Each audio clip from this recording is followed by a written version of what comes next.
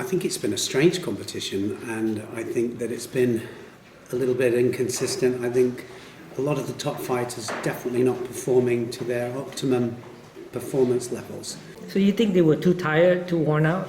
Yeah, well, it can either be that, isn't it? It's either they're doing too much or they're not doing enough. You know, so that if somebody's breathing hard, and these are athletes, these are professional athletes, right? So if they're not able to carry on through a 5-minute contest, and then don't forget that for 73s and 66s, there were 7 rounds.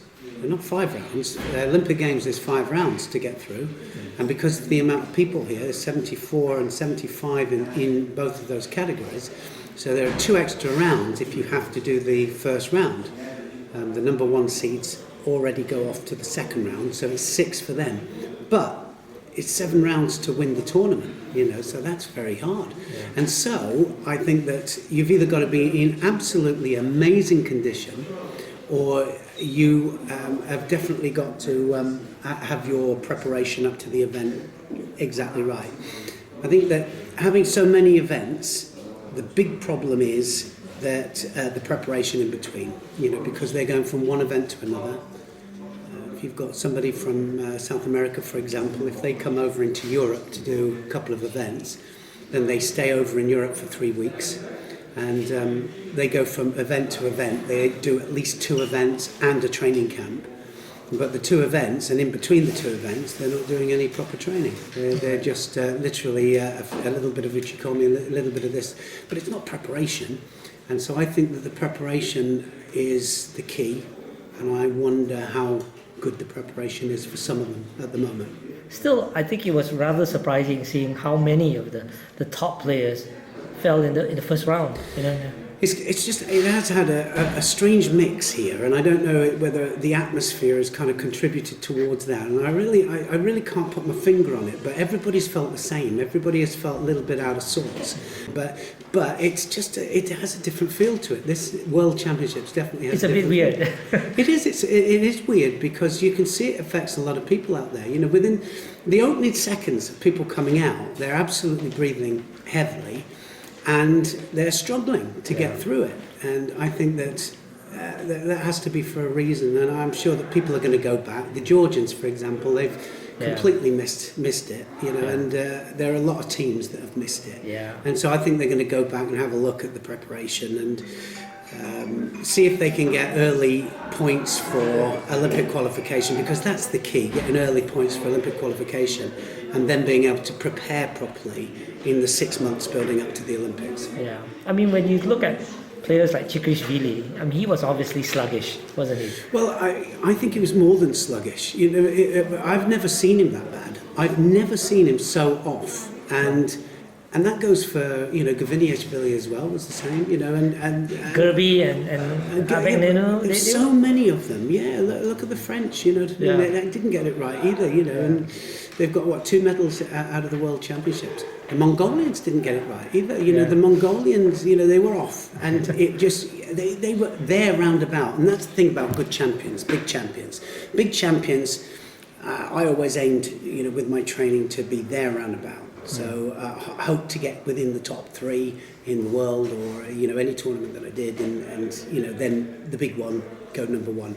But he's nowhere near, you know, and Shrikishvili, for example, I've never seen him where he hasn't been really, really consistent. Yeah. You know, the American Harrison. Harrison. You know, yeah, just, you know, and she... Oh, Aguaya. Aguaya as well, she went out. You know, but there's so many. I think that it's been a difficult championships for a lot of people. You know, and I think the defeat of many champions was one of the things. I think that's one of the biggest things, is that there's so many great champions have gone out. You know, so if you're looking for consistency, it hasn't kind of happened here. I think that it will make a lot of them look at their training programs and reassess how they go into the next Olympic Games.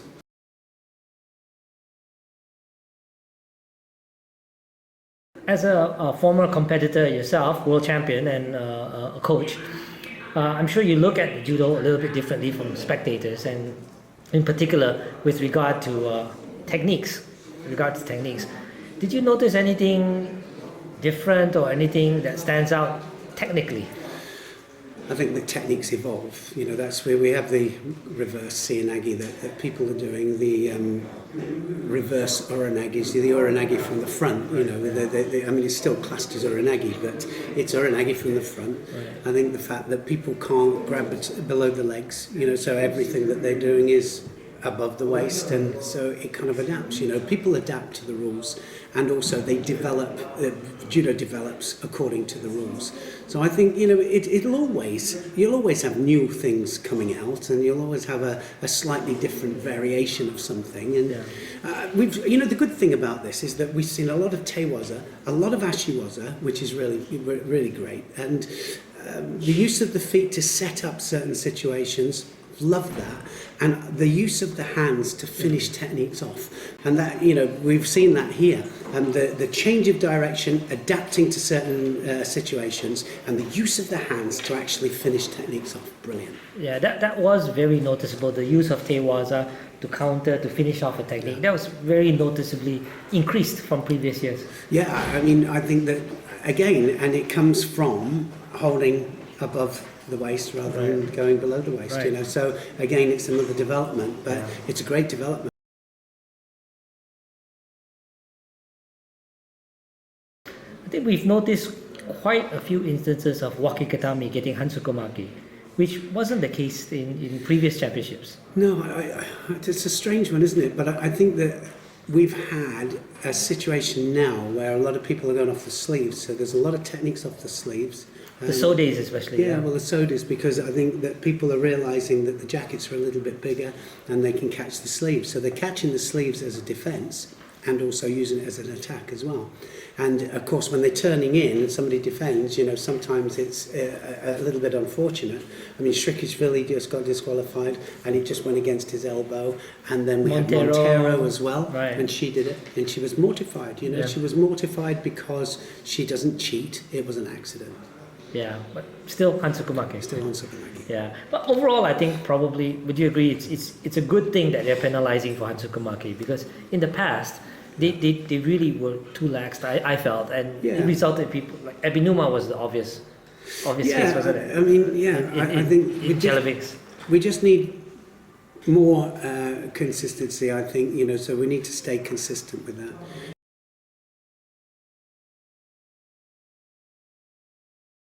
Do you feel that there was a lot of strategy, a lot of tactics on play more than perhaps before?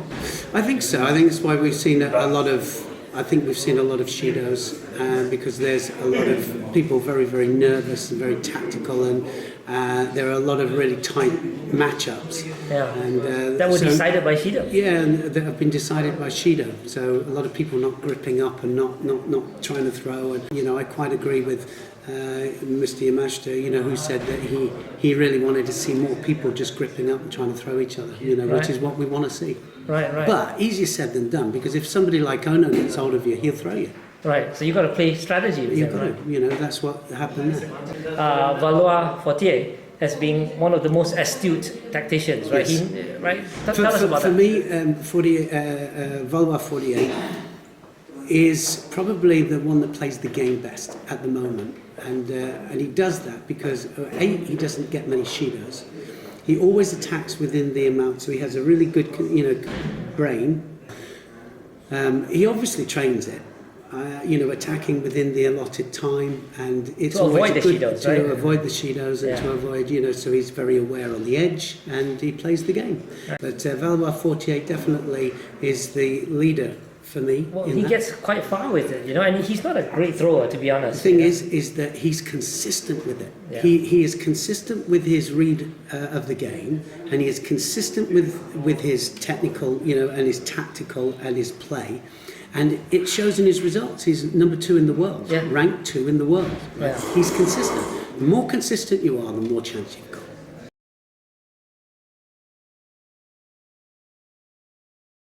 If you look at today's crop of players, right, who, you know, other than obvious like Rene and so on, who really stands out for you? Oh no. I like Ebinuma. I love his judo. People like Santaraya, Sokolov, because they're... Sokolov's been a little bit off lately. But we're not talking about, on form or off form now. He was two-time world champion, but every time they step on, they have a kind of a magic that they can perform. It's like Soborov with Ebenuma. You would put Ebenuma to master him. He's a bit heavier and control the situation. Sure. But they can turn situations from, to their advantage. And they can turn situations, 6 centimetres off the floor. Yeah. And it's a magical thing to be able to do that, and it's a feel and it's a special skill. Yeah, the thing with Soborov, the interesting thing about this, and I think you've noticed and commented about this, he could be down by a Wazari with 30 seconds to go, and he'll just pull it off. Well, and these people, these people are special, so they're special kind of judoka. It's one thing going out there and being tactically aware, technically aware, but it's another thing when you have that feel for the game. A special feel for it. It's a special feel for it, and when you are successful at things that you don't get taught, you don't teach. You can't teach that. You can't teach that. Yeah. So it's something special that they own. Yeah. Shohei Ono, he performed remarkably in Rio. Everybody thought this is the next Koga, and then in Chelyabinsk he got foot swept the second round or whatever, first round, and now he's come back. And he's come back in style. So that's what it's all about. It's all about bouncing back. And if you go down, you've got to bounce back. So we're going to have a look to see how Shrikishvili bounces back. Because you can't win all the time. It's very difficult to win all the time unless you're head and shoulders above. Right. And so I think that he has bounced back and he's added things. We've seen him go left with the Sodisori Komigashi and stuff. Whole range of techniques. Whole range of techniques. He did Uranagi, he did Kouchigari, he did Ouchigari, he did Seanagi, Sodisori Komigashi, Osoto, Uchimata. Great range. Magical really. And I think he's going to climb up there. With Koga. I think he's got great stance, great defence, and a great presence. Well, I think the thing that stands out about him is this. You see a lot of players, even the big throwers, fighting tactically when they need to. But he seems to be going for the throw.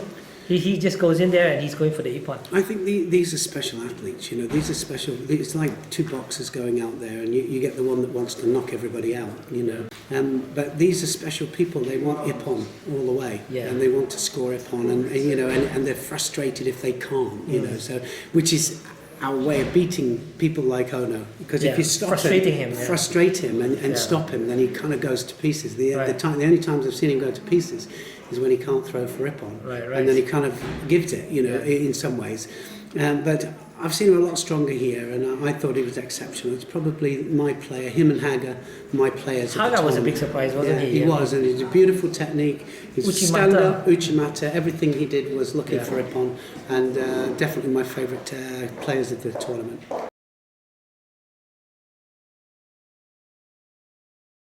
When you look at today's Newaza specialists, who stands out today? Well, I think there's very few Newaza specialists, but I think that you've got one or two that can do one or two techniques very well. Yeah. I think Nakaya is pretty good at Newaza. Nakaya is pretty good. Yeah. But, that's exactly the point, is that he does, but he has to be in certain situations. But actually, good Newaza people drop from any situation into the same point. Yeah. They know what point they want. They have several ways of getting to that point. Yeah, I'm trying to think if there's anybody who's a Newaza hunter, Not yet. Not yet, right? But, do you remember Akimoto from a few years back? I think he liked to do that obitory thing. He was a bit of a hunter. Yeah. And I think there is a hunter on there at the moment, and that's the under 48 kilos. Mumbat. Yeah, that's right. She likes Newaza. She hunts. She hunts it. She goes for the arm. She knows what she wants. She hunts for it. But it's about the closest. Right, Neil, thank you very much. It's a pleasure. Thank you. All right, thank you.